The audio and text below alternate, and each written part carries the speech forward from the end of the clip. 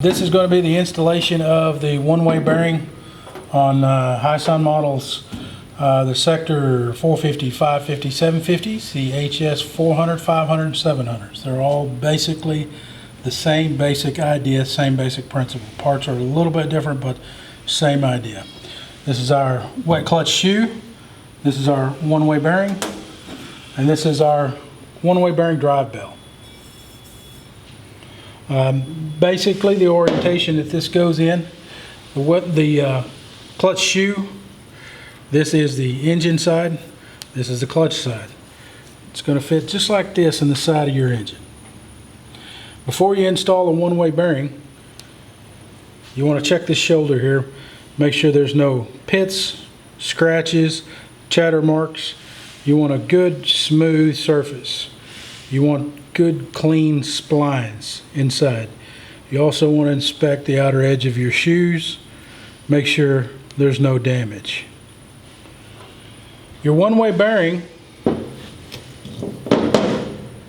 has writing on the outside of it with an arrow. It points clockwise. Now, in the service manuals, the misconception is that the arrow will lay down flat on install and spin. The common misconception is that the service manual is showing you to install it into the drive bell.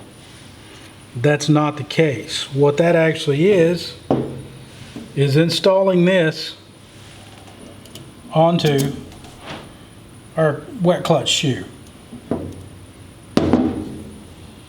Then that gets installed inside of our drive bell.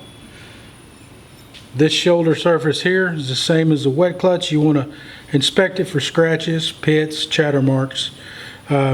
Make sure there's no damage to the inner bearing.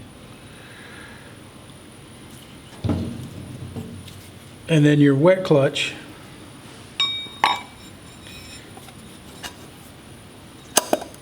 goes inside your drive bell.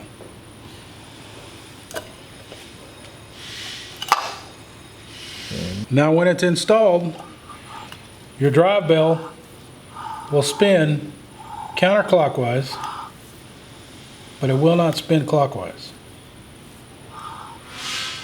Counterclockwise, not clockwise. When this is mounted in the machine, it's going to be in this orientation here.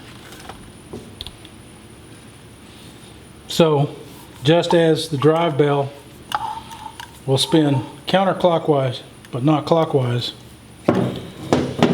you want to make sure your clutches spin counterclockwise, not clockwise.